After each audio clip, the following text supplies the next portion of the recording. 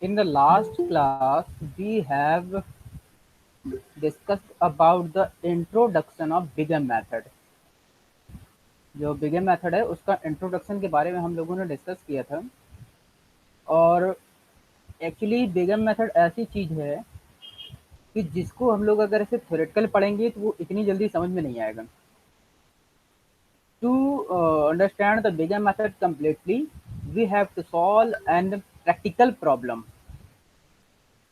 So today I have a practical problem to show you that how we will solve the Bingham method. And this is the problem.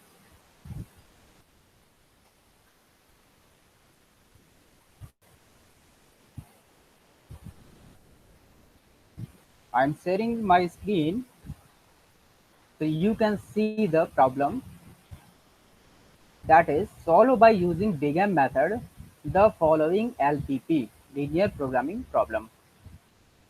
And what is the problem? The problem is given here, max z equal to minus 2x1 minus x2, and the subject to constants are 3x1 plus x2 equal to 3. This is our first subject to constant. The second one is 4x1 plus 3x2 greater than equal to 6, and the next one is x1 plus 2x2 less than equal to 4, and the non-negativity constant is x1 comma x2 greater than equal to 0. When we have solved the simplex method, we have seen that uh, all the subjects to constants are in the inequality condition in which all the constants are less than equal to. But in this problem, we have all types of inequalities. First type, these are two inequalities, that is greater than equal to and less than equal to, and the first one is the equation with symbol equal to. So is in this problem we have three different signs: equal to, greater than equal to, and less than equal to. So how we will solve that? Anyone can tell me that what is the condition to apply the Bingham method? Uh, yesterday I told you. क्या कोई बता सकता है कि Bingham method कब इस्तेमाल होता है? कल मैंने बताया था। Anybody? No. Okay. So when the condition is greater than equal to, if any constants having the inequality that is greater than equal to, then we will solve the problem with Bingham method. अगर किसी भी subject to constants में हमारा greater than equal to का sign है तो हम उसको बिगम मेथड से सॉल्व करेंगे. At least one greater than equal to sign will be there in the subject to constant.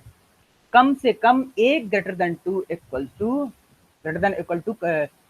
सब कांस्टेंट होना चाहिए हमारे जितने भी सब्जेक्ट टू कांस्टेंट हैं.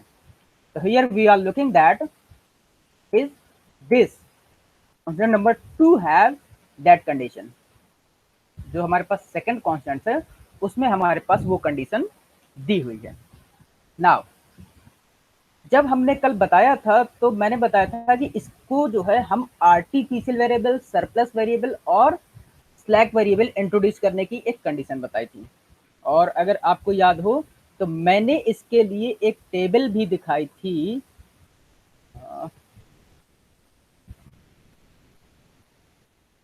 कि कहां पर हमें कौन सा सिंबल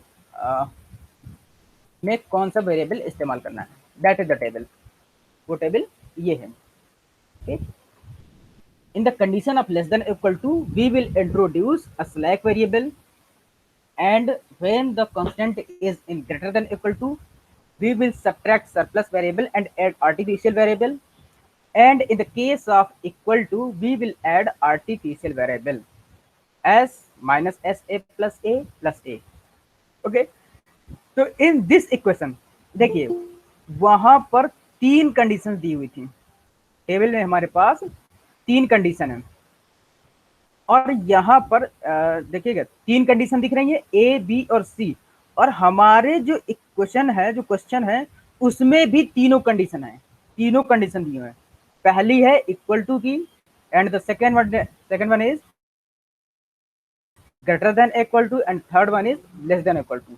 ठीक, but when we have solved the simplex method, we have only one condition, that is less than equal to. जब हमने सिंप्लेक्स मेथड को सॉल्व किया था तो उसमें हमारे पास केवल एक ही कंडीशन थी, ठीक, और यहाँ पर हमारे पास तीनों डिफरेंट डिफरेंट कंडीशन है। तो हम इसको कैसे सॉल्व करेंगे? Then we will solve it by big M method. हाँ, एक चीज याद रखिए कि जरूरी नहीं, it is not necessary that here only one subject constant should be greater than equal to one और मोर देन वन। एक या एक से अधिक हमारे greater than equal to constant अगर होंगे तो हम उसमें एलपीपी मेथड में बिगेन मेथड अप्लाई कर सकते हैं। नाउ तो इस हमारे पास ये तो समझ में आ गया कि हमें बिगेन मेथड कब लगाना है। अगर कभी भी आपके एग्जाम में इस तरह का क्वेश्चन आए, ठीक, तो आप लोगों को कैसे सॉल्व करना है ये पता होना चाहिए। नाउ एक कंडीशन मैंने कल और बताई थी माइनस वाली, वो अभी इसमें है नहीं, कि अगर हमारे किसी भी कांस्टेंट्स के राइट साइड में माइनस हो, if any constants having minus sign in the right hand side of equal to or sign of inequality, तो what we will do, अगर किसी भी कांस्टेंट्स के राइट साइड में, मतलब कि जहां पर देखिए ये कर्सर दिखा रहा हूं मैं, ये जहां पर मैं सिलेक्ट किया, इस साइड में अगर कहीं भी माइनस आएगी, सपोज दैट यहाँ पर -3 होता है या -6 होता है, -4, कहीं भी इनमें से कहीं भी होता, तो what we have to do, हमें क्या करना होगा, we will multiply by minus sign, और we can say that we will multiply by -1 in the both side of the inequality और इक्वेशन। हम इनइक्वालिटी या इक्वेशन के दोनों साइड में -1 या माइनस साइन से मल्टीप्लाई करेंगे। And remember that after multiplying the minus sign, the inequality sign will be reversed. Inequality sign will be reversed. ठीक है ना, ये मैंने कल बताया था जब मैं आपको इंट्रोडक्शन बता रहा था। तो ये तो हो गई हमारी कंडीशंस कि हमें कैसे इसको कब कब कंडीशन है और किस तरह से सॉल्व करना है। अब हम इस एग्जाम्पल को लेते हैं। Let us take this example to understand the steps of big M method. ठीक, तो first of all introducing artificial variable in constant 1, मैंने यहाँ पर लिखा हुआ है इंट्रोड्यूसिंग आर्टिफिशियल वेरिएबल इन 1। हाँ, वन थिंग मोर, मैं आज जो मैं आपको न्यूमेरिकल बताऊंगा तो इसमें केवल वेरिएबल्स को ही सॉल्व करने, जो इसमें इंट्रोड्यूस करना है वही थोड़ा डिफरेंट है। बाकी the process of solving this example is डिक्टो same as to the simplex method. जो हमने लास्ट में सिंप्लेक्स मेथड सॉल्व किया था उसको हमें बाकी का हम जो उसी तरीके से सॉल्व करेंगे। तो इसमें से जो कैलकुलेशन का पार्ट है उसमें मैं केवल एक एक पॉइंट बता दूंगा, बाकी सारा सारा आप लोग जानते हैं पहले से already.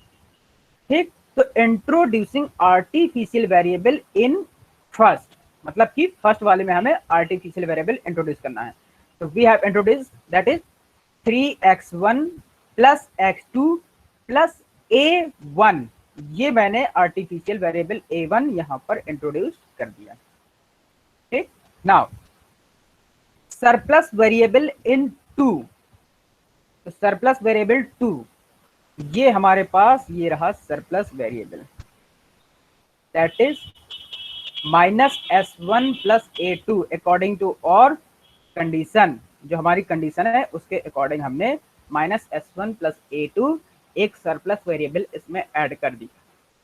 And slack variable in 3 the constants will become, slack variable तीसरे में देखिए, तीसरे में क्या है, x1 plus 2x2 plus s2 equal to 4।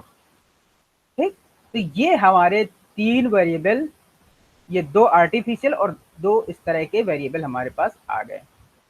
ठीक, now assigning the large negative value -m to the artificial variables a1 and a2, the objective function will become, मैंने कल आपको एक एग्जाम्पल के जरिए इसको बताया था। हमने एक उसमें मिनिमाइजेशन प्रॉब्लम लिया था और उसमें हमने प्लस एम किया था, ठीक। और मैंने कहा था कि when the objective function of like maximization then we will introduce minus M, and if the our objective function is minimization case then we will introduce plus M.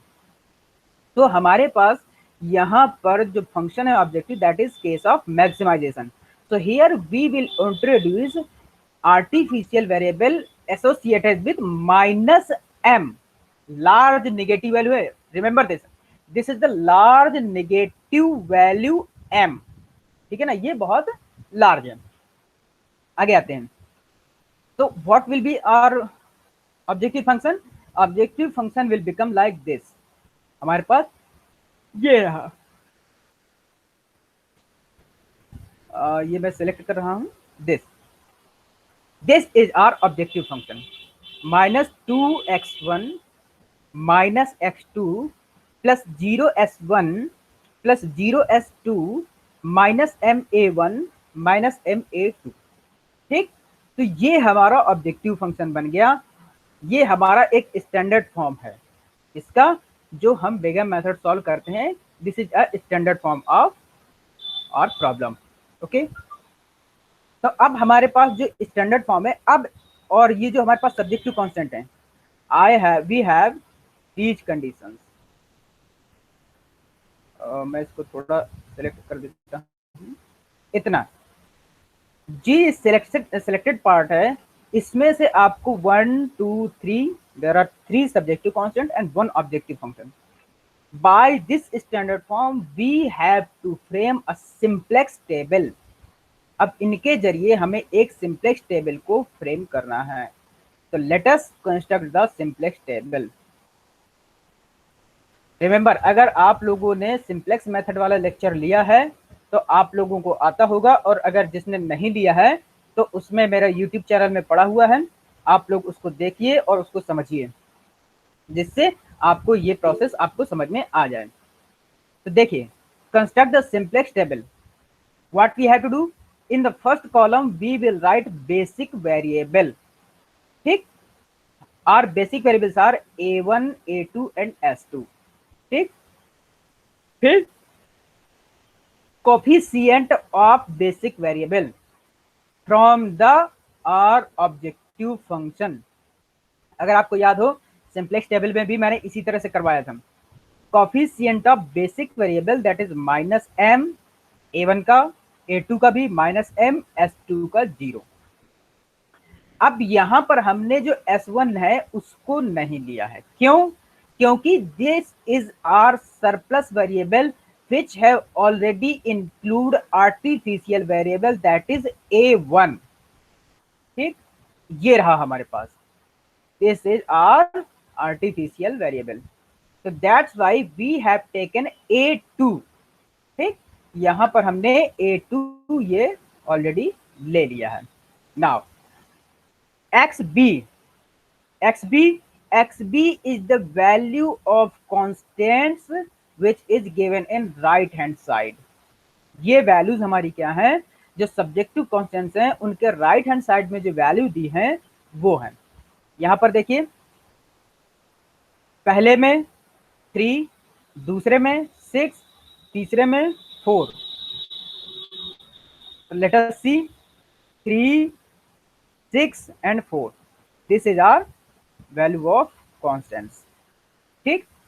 Now in the next column variable x1, ये x1 column है, ये x2 column है, ये s1 column है, ये s2 column है, ये a1 column है और ये a2 कॉलम है। मतलब कि हमारे पास जितने भी वेरिएबल्स हैं हमने उनके लिए अलग अलग एक एक कॉलम बना लिया, ठीक। अब जब कॉलम बना लेंगे तो जो हमारा ऑब्जेक्टिव फंक्शन है, एक्चुअली जो ये हम ये कॉलम बनाते हैं, ये शुरू के 3 छोड़ दीजिए, बेसिक वेरिएबल cb और xb। इसके बाद जितने भी कॉलम बनेंगे वेरिएबल के, वो उन वेरिएबल्स के होंगे जो हमारे ऑब्जेक्टिव फंक्शंस में दिए होंगे। यहाँ पर देखिए x1 x2 s1 s2 a1 a2, यहाँ पर x1 x2 s1 s2 a1 a2, ये हमारे पास वेरिएबल दिए हुए हैं। तो according to our objective function we will frame the column by objective function. अब हमें क्या करना है, कोफिशिएंट ऑफ सी जे, मतलब कि जो हमने ये x1 लिखे उसके ऊपर जो हमारे पास ऑब्जेक्टिव फंक्शन है उसके कोफिशिएंट लिख देंगे।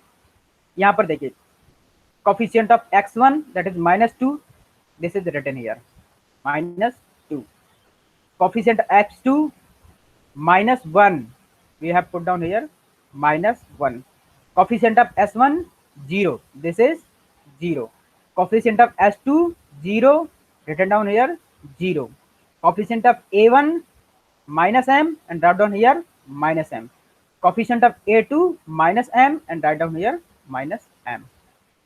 ठीक, तो ये हमने इस तरह से कोफिशिएंट ऑफ सीजे ये लिख लिया। अब नीचे जो है ये यहां तक आपको आ गया एक्स बी कॉलम तक। अब ये जो x1 x2 s1 s2 है जो नीचे के कॉलम है इनकी रो कैसे फ्रेम होगी, ये जो हमारे सब्जेक्ट टू कांस्टेंट है according to our subject to constant we will put the coefficient from 1/1 subject to constant, जो हमारे सब्जेक्ट टू कांस्टेंट है उसमें से एक एक करके हम उनके कोफिशिएंट रखेंगे। अब देखिए फर्स्ट सब्जेक्ट टू कांस्टेंट कौन सा है, जो हमने फॉर्मुलेट कर जो स्टैंडर्ड फॉर्म में कन्वर्ट किया है।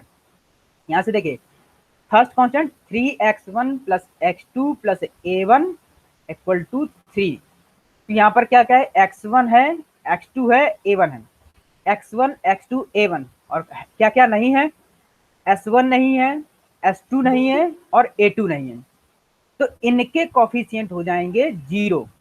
ठीक, तो हम यहाँ पर जो अगला देख रहे हैं उसमें से हमारे पास जो फर्स्ट रो बनेगी वो किस तरह से बनेगी, x1 x2, x1 का 3, x1 का x2 का 1, s1 नहीं था 0, s2 नहीं था 0, a1 था, आर्टिफिशियल वेरिएबल इंट्रोड्यूस किया था तो 1, a2 नहीं था तो 0। ये हमारे पास एक पहली रो बन गई। Similarly from the second subject to constant we will write down the coefficient of second subject to constant, that is 4 3 -1 0 0 1। ठीक, कहां से, ये यहां से 4 3 -1 0 1 हमने ये लिख लिया। देखिए 4 3 -1 0 0 1। Similarly from the third subject to constant 1 2 0 1 0 0। ठीक, तो ये मैंने लिख दिया सेकंड थर्ड वाले से 1 2 s1 0 s2 है 1 a1 0 और a2 0। तो यहाँ पर देख लीजिए कोफिशिएंट केवल s2 पर था, बाकी सब 0 थे, तो ये s2 वाले में 1 आ गया, तो बाकी कोफिशिएंट 0 0 0, x1 x2 थे तो ये x1 x2। Now this is our initial simplex table. अब हमें इसको सॉल्व करना है, तो सॉल्व करने के लिए हमें निकालना है जेड जे। ठीक, तो जेड जे कैसे निकालेंगे, मैं एक जेड जे निकाल के बता रहा हूं कि कैसे निकालते हैं, बाकी आपको पता है कि हमने पीछे सिंप्लेक्स टेबल में कैसे निकाला था। तो हम ये एक्स बी वाले कॉलम के लिए देखते हैं जो हमारा की ऑब्जेक्टिव फंक्शन है। ठीक, for this -m into 3 -m into 3 plus -m into 6 plus bracket में -m into 6 plus and the next one is 0 into 4, so 0 into 4 plus 0 into 4, what will become equal to, देखिए -m into 3, this is -3m plus minus into 6, so it will become -6m and plus 0, so how much will come, that is equal to minus 9m, ये आ जाएगा। तो we have write down here minus का 9m। ठीक, this is the 9m। एक column को और देख लेते हैं, बाकी फिर मैं बता दूंगा कि कैसे आया सिमिलरली। ठीक, x1 कॉलम के लिए minus m into 3, minus m into 3 plus minus m into 4 plus bracket के अंदर minus m into 4 plus 1 into 0, यहां पर देखिए 0 इंटू 1, तो हमने यहां पर लिख दिया 0 इंटू 1। क्या आ जाएगा यहां से, देखिए माइनस का 3m माइनस का 4m प्लस 0, तो this will be equal to minus 7m। तो हमने we will put down here minus 7m, देखिए ये रहा। ठीक, ये मैंने लिख दिया माइनस का 7m। सिमिलरली यहां पर minus m into 1 minus m into 3 0 into 2, तो it will become minus 4m, minus का 4m आ गया। तो अब ये हमने इस तरह से सारे जेड जे निकालिए, यहां पर माइनस का 4m, यहां पर m 0 minus m minus m। This is the value of our z j. Now what we have to find, now we will find the value of cj minus zj। ठीक, तो cj minus zj, this is our minus 2 minus 7m। तो मैं एक और दो एक column करके दिखा देता हूं, उसके बाद फिर आगे आप समझ जाएगा। माइनस 2 माइनस और ब्रैकेट के अंदर माइनस 7m। ठीक, दिस माइनस और minus this will become plus, तो it will become minus 2 plus 7m, this will become. तो ये हमने यहां पर देखिए लिख दिया है माइनस 2 प्लस 7m। सिमिलरली यहां से माइनस 1 इंटू माइनस 4m, तो minus 1 plus 4m, 0 into minus m, 0 into 0 sorry 0 minus 0 0, minus m। ठीक, तो माइनस माइनस m, तो that is minus m plus m, that is 0, minus m minus minus m, तो this will also 0 because minus minus will become plus. This is the value of cj minus zj। ठीक, अब हमारे पास यहां तक आ गया। Now what we were looking, हम क्या देखते थे उसमें इन the simplex method, the most positive value. हमने बताया कि यहां पर हमारे पास जो वैल्यू आएगी, देखिए कौन सी मोस्ट पॉजिटिव, ये तो 0 0 0 है, ये माइनस m है। अब इन दोनों में से माइनस 2 प्लस 7m और माइनस 1 प्लस 4m में किसकी वैल्यू ज्यादा है, इसकी माइनस 2 प्लस 7m वाले की, इसकी वैल्यू हमारे पास सबसे ज्यादा है। सिमिलरली यहाँ पर देख लीजिए, यहाँ पर माइनस 2 प्लस 7m है, यहाँ पर माइनस 1 प्लस 4m है। ठीक, तो this value is more, so this column will become pivotal column, या इसी को बोल सकते हैं we can say that key column. ठीक, और इसके सामने का जो वेरिएबल होगा that will be entering variable, entering variable is x1 and where it will be enter, ये कहां पर एंटर होगा, let us see by getting the minimum ratio. Minimum ratio से हम लोग निकालेंगे कि ये किस वेरिएबल की जगह एंटर होगा। तो मिनिमम रेशियो कैसे निकालते थे, जो हमारे पास xb की वैल्यू है उसमें से हम x1 के करस्पॉन्डिंग एलिमेंट का डिवीजन कर देते हैं। ठीक, और जो मिनिमम रेशियो होता है उस वाली रो के सामने का वेरिएबल हम उसको रिप्लेस करते हैं या उसको एग्जिट करते हैं। तो देखिए this is our key column and this is value of xb। ठीक, तो xb upon key column element, यहां पर देखिए ये दिया हुआ है 3/3 that is equal to 1, 6/4 that is equal to 1.5 and 4/1 that is equal to 4. So which ratio is minimum? That is 3/3 equal to 1. First row. Then this first row will become our pivotal row. तो ये हमारे पास pivotal रो बन गई, ठीक, ये वाली रो। Now अब हमें देखना है की एलिमेंट। तो intersection of key row and key column, और we can say that intersection element of pivotal row and pivotal column is called our pivotal element or key element. So what is the key element? That is 3.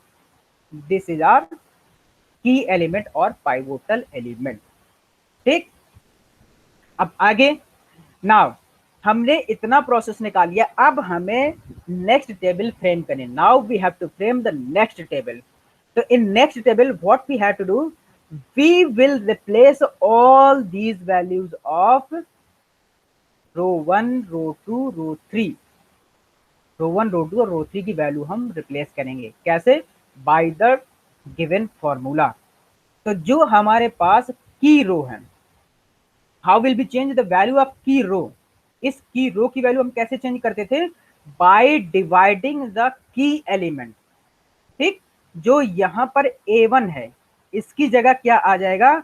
X1। ये हमारा entering variable है और exit variable ये है।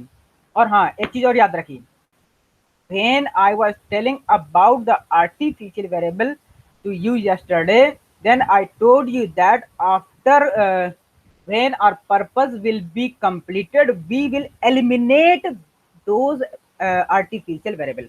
जब हमारे पास calculation का purpose हमारा खत्म हो जाएगा, तो हम A1 जितने भी हमारे पास आर्टिफिशियल वेरिएबल हैं उनको हम हटा देंगे, ठीक है ना।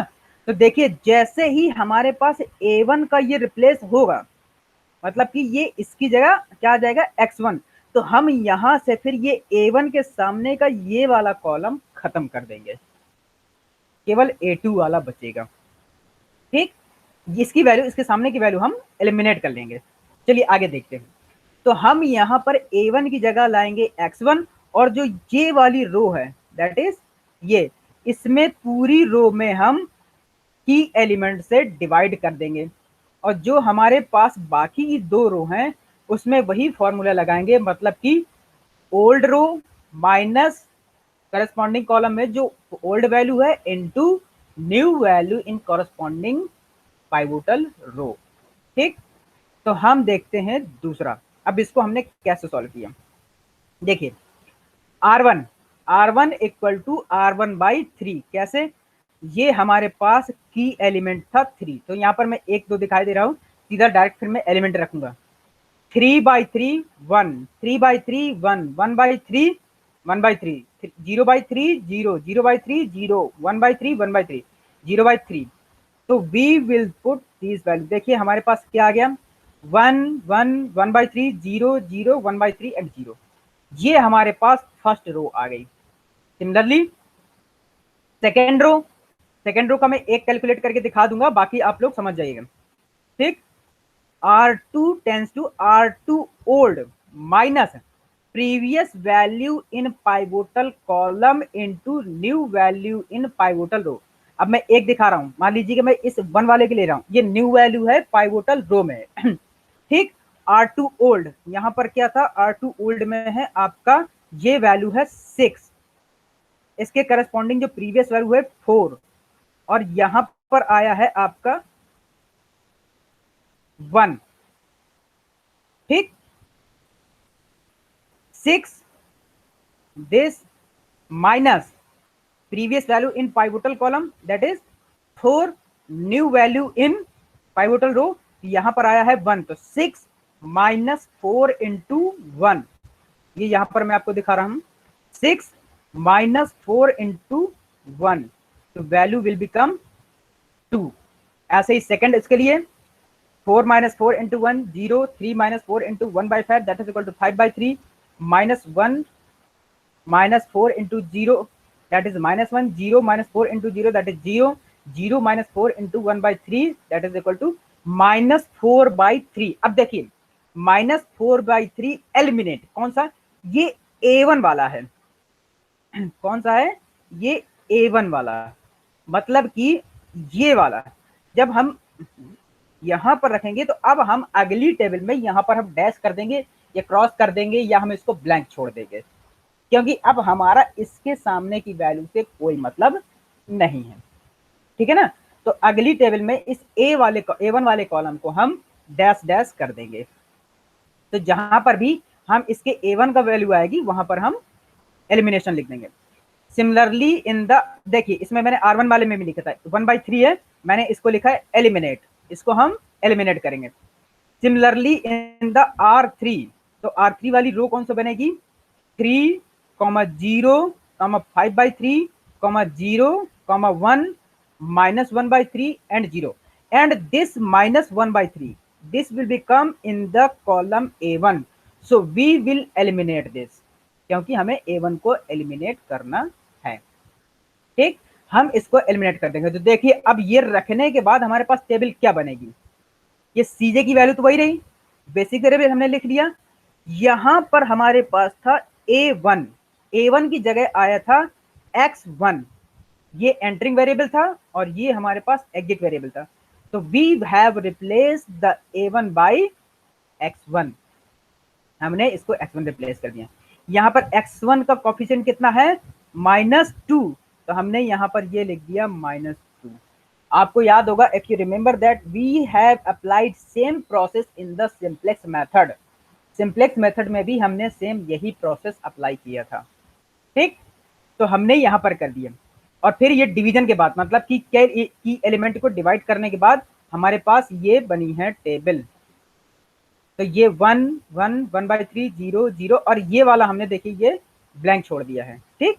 फिर 0, फिर A2 में -m, और ये फॉर्मूला लगा कर गए बना 2, 0, 5/3, -1, 0, -1, देखिए 2, 0, 5/3, -1, 0, 1 और 1, ये मैंने जो R2 है, R2 ये सॉल्व किया हुआ है, कहाँ से, 2, 0, 5/3 से, ये लिखा देखिए 2, 0, 5/3, -1, 0, -4/3, दैट इज एलिमिनेट, जहां पर हमने इसको डैश किया हुआ है, एंड 1, तो ये देखिए मैंने इसको सेकंड रो में लिखा हुआ है। सिमिलर थर्ड रो में देखिए 3, 3, 0, 0, 5/3, this 5/3, 0, 0, 1, 1, -1/3, that is eliminated, dash here, and last one is 0, ये हमने यहाँ पर इसको 0 लिख दिया। Now again we will calculate the ZJ calculate करेंगे, सिमिलर वही प्रोसेस, मतलब कि -2 into 1 plus -m into 2 plus 0 into 3, तो व्हाट विल बिकम -2 -2m, ये इतना जो है हमने इसको सॉल्व किया, जो पीछे प्रोसेस बता चुके हैं सिमिलर, ठीक। This is the value of ZJ for the column x1, the value of ZJ is -2, for the column x2 the value of ZJ -2 -5m/3, ठीक। now for the column s1 value of ZJ m, for the column s2 value of ZJ 0, a1 is blank, similarly for the column a2 value of ZJ that is -m. Now again we will find the value of Cj minus Zj, ठीक। Cj minus Zj निकालेंगे तो देखिए -2 -2, यहाँ पर -2 -2, तो -2 हो जाएगा +2, तो -2 +2 दैट इज कैंसिल, 0 आ जाएगा, दिस, ठीक। अगेन -1 -2 -5/3, तो it will become -1 + 5m/3, again 0 -m -m, 0 -0 0, this is already blank, -m -m, so this will be minus plus m, so both will be cancel out, the value will be 0. अब देखिए here this value is 0, this value is negative, this value is 0, and this is already deleted, eliminated, this is 0, only this value has maximum value, okay, -1 + 5m/3 ये value अभी हमारे पास बची हुई है positive में, तो इसको अब हम लेंगे। What we will do, this is our key column. Similar जैसे अभी पीछे किया था ना, ये वाली हमारे पास जो मोस्ट पॉजिटिव वैल्यू बची है वो हमारे पास हो गया की कॉलम। ठीक, again when this is key column, तो अब हमारे पास एंटरिंग वेरिएबल हो गया x2, entering variable x2 and where it will B कम। अब ये किसकी जगह पर आएगा, तो किसकी जगह पर आएगा, by looking the minimum ratio. Minimum ratio को देखने के बाद we will know that where x2 will B come, x2 कहां पर आएगा। तो देखिए हमारे पास की कॉलम है xb divided by the corresponding element of की कॉलम, तो जो भी वैल्यू आएगी देखते हैं। तो xb इज 1, की कॉलम एलिमेंट 1/3, तो 1/1/3 that is equal to 3। Again 2 divided by 5/3, तो इट विल बिकम 6/3। अगेन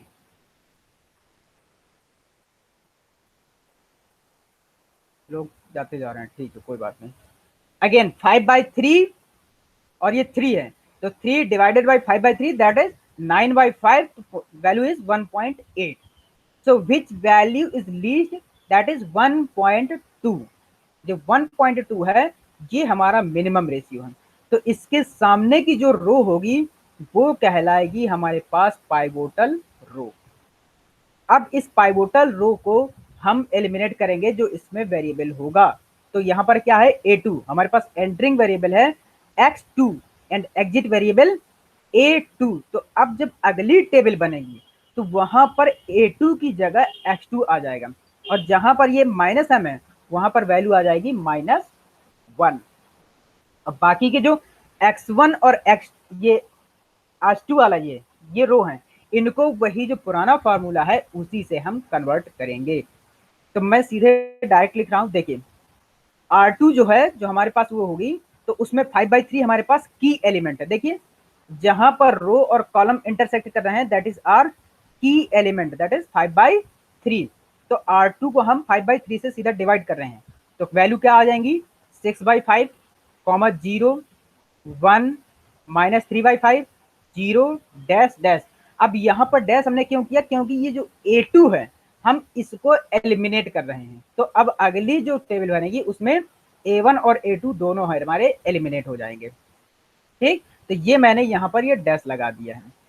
ठीक, तो ये हो गया हमारा R2। R1 क्या होगा, R1 ओल्ड माइनस, अब इसके corresponding previous column value that is 1/3 and new value in pivotal row. तो इसके करस्पॉन्डिंग जो भी वैल्यू होगी, अब इसके करस्पॉन्डिंग क्या है 5/3। अगर इसके देखें यहाँ पर एक एग्जांपल देख लीजिए चाहे तो, 2 - 1/3 इंटू 6/5, तो वैल्यू आएगी 3/5। फिर सिमिलरली 1, 0, 1/5, 0, ये दिस इज फॉर R1, किसके लिए, इसके लिए, इस रो के लिए ये वैल्यू आ गई।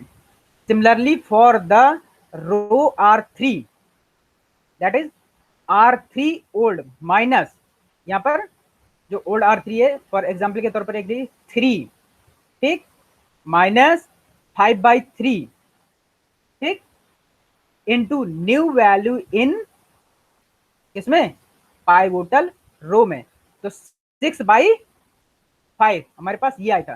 तो देखिए 3 - 5/3 इंटू 6/3, 5 से 5 कट जाएगा, 3 - 6/3 बचेगा, तो 6 3 से डिवाइडेड हो जाएगा तो 2 आ जाएगा, तो 3 - 2 दैट इज इक्वल टू 1। तो ये रही वो वैल्यू। ठीक, तो हमने यहां पर लिख दिया 1। Similarly for the next that is 0, 0, 1, 1 and for the A1 and A2 dash, मतलब कि ब्लैंक। तो अब जो हमारे पास अगली टेबल बनेगी वो क्या होगी, वो बनेगी हमारे पास, ये देखिए x1 की जगह -2, x2 की जगह ये -1 ये आ गया। अब हमने जो रिप्लेस किया था वो ये वाली रो थी, ये यहां तक हमने रिप्लेस कर लिया। ठीक, R1 वाले में R1 के हिसाब से जो हमने वैल्यू निकाली थी फॉर्मूले से वो हमने रख दिया, R3 वाले में हमने वो वैल्यू रख दी। Again what we have to do, again we will find the value of Zj। ठीक, तो Zj कैसे निकालेंगे, देखिए यहां से -2 इंटू 3/5 प्लस -1 इंटू 6/5। इसको एक देख लेते हैं एक, बाकी फिर ये जो -2 -1 1/5 है आप इसको वैसे ही कर लीजिए। -2 इंटू 3/5, तो इसको पहले हम डिलीट कर दें। -2 इंटू हाउ मच, 3/5, तो इट विल बिकम 3/5 प्लस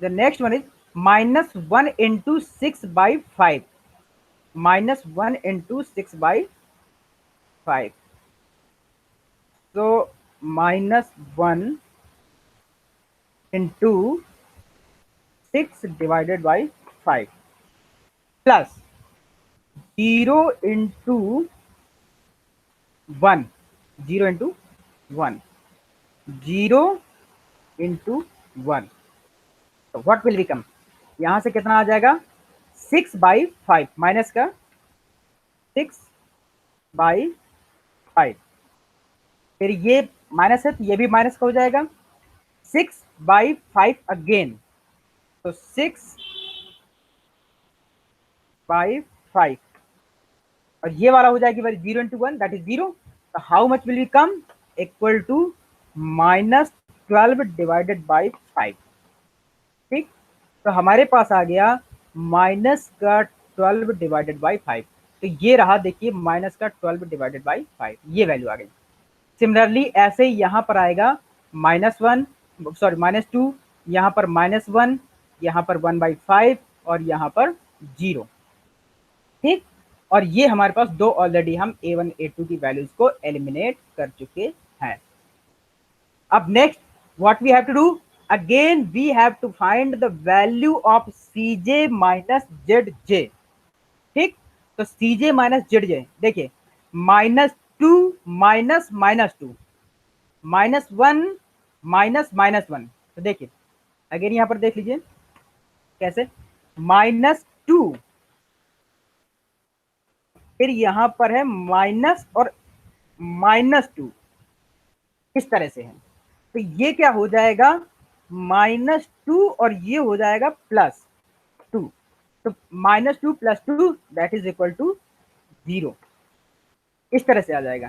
तो हमने यहां पर लिख दिया 0, मतलब Cj minus Zj that is 0। Similarly यहां पर देखिए -1 एंड -1, तो -1 minus -1 that is 0, here 0 minus 1/5, तो माइनस का 1/5, 0 में 1/5 सब्ट्रैक्ट करेंगे तो 0 में सब्ट्रैक्ट तो माइनस का साइन है तो माइनस का बच जाएगा। Again 0 minus 0 that will become 0, और फिर ये दो हम ऑलरेडी एलिमिनेट कर चुके हैं।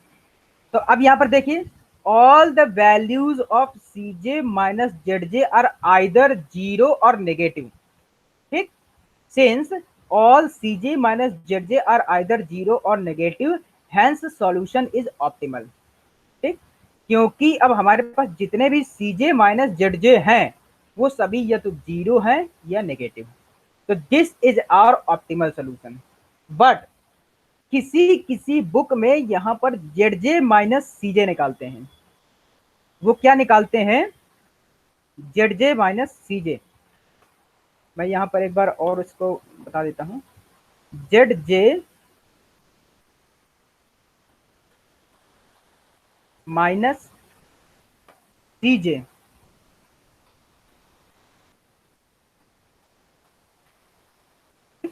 अगर किसी भी बुक में इस तरह से निकला हो, ठीक, तो आपको क्या करना है, जो आप ये यहाँ वैल्यू देख रहे हैं जो 0 या नेगेटिव आई हैं, तो फिर वो जीरो या पॉजिटिव आना चाहिए। और जो हम पीछे कंडीशंस लेते रहे हैं कि हम इसमें सबसे मोस्ट नेगेटिव देखते रहे हैं, हम उस सॉरी मोस्ट पॉजिटिव देख रहते रहे हैं, हम उसमें से फिर मोस्ट नेगेटिव वैल्यू देखेंगे। ठीक, मैं इसको थोड़ा पहले इसको पूरा कंप्लीट कर दूं। तो हमारे पास ये मैक्स जेड की वैल्यू आ गई -12/5, और जो हमारे पास x1 और x2 की वैल्यू आई हैं, 2000 x1 equal to 3/5 and x2 equal to 6/5। तो for both of these value the max z is -12/5. This is our optimal solution for big M method for the given problem. So we can solve that the big M method by this process. Now, अब जो हम बात कर रहे थे ये वाला ZJ minus CJ को किसी किसी बुक में किस तरह से दिया हुआ है, हम यहाँ से शुरू से देखते हैं। हमने यहाँ पर CJ माइनस ZJ लिया है। ठीक, तो जो ये CJ माइनस ZJ है, और अगर यहाँ पर आप ये लेते हैं क्या ZJ माइनस CJ, मतलब कि इसी का उल्टा कर देते हैं, तो जो हमने यहाँ पर पॉजिटिव वैल्यू ली है, मोस्ट पॉजिटिव वैल्यू, वो फिर सबसे मोस्ट नेगेटिव वैल्यू लेते हैं। यहाँ पर सबसे जो मोस्ट नेगेटिव वैल्यू होती हर टेबल में वही करते। और जो लास्ट में था, लास्ट में क्या था हमारे पास कि जो हमारे पास सबसे लास्ट में ये सब सारी नेगेटिव या जीरो आई हैं, तो फिर उस कंडीशन में क्या होता कि ये सारी वैल्यू आइदर पॉजिटिव होती या जीरो होती। ठीक, बस ये डिफरेंस है किसी किसी बुक में, आप दोनों में से किसी भी मेथड से कर सकते हैं। तो this is your big M method that I told you as a complete. ठीक, तो आपका बिगम मेथड कंप्लीट हो गया है। और हाँ, जो आज मैंने जितना भी पढ़ाया है, ये तीनों पेजेस की पीपीटी जिस समय जो आप देख रहे हैं, इसको मैंने आपके गूगल क्लासरूम में शेयर कर दिया है। तो आप लोग इसके जरिए देख लीजिए कि कैसे सॉल्व करते हैं। आपके पास कोई भी बुक हो, आप इंटरनेट से पढ़ रहे हो, तो उसमें से आप प्रैक्टिकल प्रॉब्लम लीजिए और उसको सॉल्व कीजिए। अगर कोई भी स्टेप फंसता है, तो जो हमने ये मेथड बताया है, इसमें हमने एक एक स्टेप क्लियर, क्योंकि जो आप बुक में देखेंगे या उसमें इंटरनेट पे देखेंगे, तो उसमें कैलकुलेशन पूरी नहीं दी होती है। जैसे हम यहाँ पर ये R1 और R3 के इस तरह की जो हम कैलकुलेशन देते हैं, तो उसमें इस तरह की कैलकुलेशन नहीं दी होती। उसमें क्या होता है कि डायरेक्ट वो लोग लिख देते हैं। तो आप लोग ये जो हम बता रहे हैं, इसको आप देखिएगा कि हमने कैसे किया है, और फिर वहां से उसकी प्रैक्टिस कीजिए, जिससे कि आपका ये पूरा बिगम मेथड और सिंप्लेक्स मेथड पूरा कंप्लीट हो जाए। आपके जो एग्जाम है उसमें मोस्टली सिंप्लेक्स मेथड आता है, बिगम मेथड बहुत ही कम आता है। ठीक, बिगम मेथड आता है आपका MBA वगैरह में, लेकिन अगर कभी बिगम मेथड आ जाता है, तो आप लोग इस तरीके से सॉल्व कर सकते हैं। मतलब ये ना हो कि आपका छूट जाए। ठीक, तो पीछे जो मैंने सिंप्लेक्स मेथड में कैलकुलेशन बताई थी, आप उसको फॉलो कर सकते हैं। जो बिगम मेथड में कैलकुलेशन बताई है, वो फॉलो कर सकते हैं, क्योंकि प्रोसेस सबकी लगभग सेम है। बस जो हमारे पास वेरिएबल्स होते हैं, उनको इंट्रोड्यूस करना सॉरी उनको इंट्रोड्यूस करना और उनको कैसे एलिमिनेट करना है, ये थोड़ा सा डिफर करता है। ठीक, तो ये हमारा सेकेंड यूनिट यहां से पूरा कंप्लीट हो गया है। नाउ जो ये चीज हमने दी है एलिमिनेशन, यहां पर एलिमिनेट एक ये लिखा है मैंने, एलिमिनेट एक ये लिखा है, और एक एलिमिनेट ये लिखा है। ठीक, ये याद रखिएगा, आर्टिफिशियल वेरिएबल होते हैं जो हमें एलिमिनेट करना था। उस दिन मैंने प्रोसेस जब बताई थी,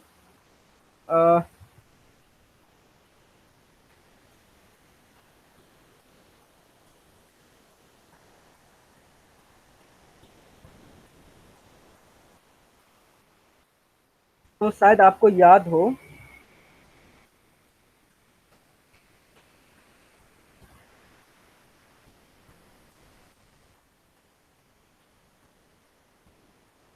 हाँ, ये देखिए सेकंड पॉइंट, सेकंड पॉइंट दिया हुआ, if all artificial variables are zero in the optimal solution, to the modified problem, delete the artificial variables to find an optimal solution to the original problem. ठीक, हमारे पास जितने भी artificial variables होते हैं हमें उनको डिलीट करना होता है। और एक चीज और मैंने बताई थी जब उसका सिंपलेक्स मेथड बताया था,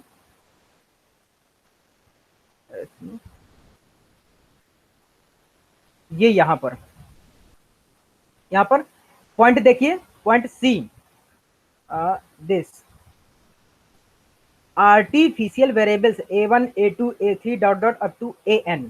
ठीक, artificial variables are temporary slack variables which are used for purpose of calculation and are removed later। ठीक है ना, तो ये जो हमने स्टेप्स बताए हैं, जो प्रोसेस बताई हैं, उनको आपको हमेशा रिमेंबर रखना है ताकि आपको कहीं भी कोई कंफ्यूजन ना हो कि हमने ऐसा क्यों किया है। इसीलिए मैंने यहाँ पर देखिए, अगर जब बुक में दिया होगा तो बुक में क्या होगा कि सीधा जो है ये आपका यहाँ पर डैश कर दिया होगा या क्रॉस कर दिया होगा। Let us see this example, ऐसे दिया वो नहीं है।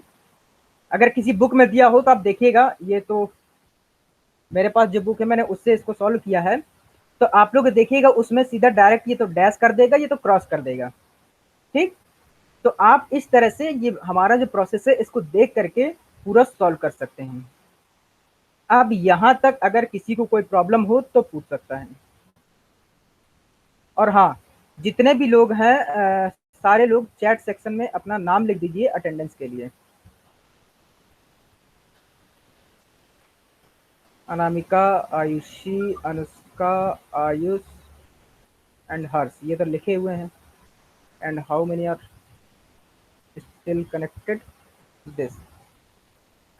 फर्स्ट थिंग, मैं एक चीज और आपको बता दूं कि जो बच्चे क्लास में नहीं आ रहे हैं, तो अगर इंटरनल असेसमेंट होगा तो फिर वो समझ लें कि जिस हिसाब से उनकी अटेंडेंस, उनका परफॉर्मेंस होगा उसी हिसाब से इंटरनल में भी मार्क्स दिए जाएंगे। तो I advise that all of you have to attend the class regularly. आप जो है क्लास को रेगुलरली अटेंड कीजिए। ठीक,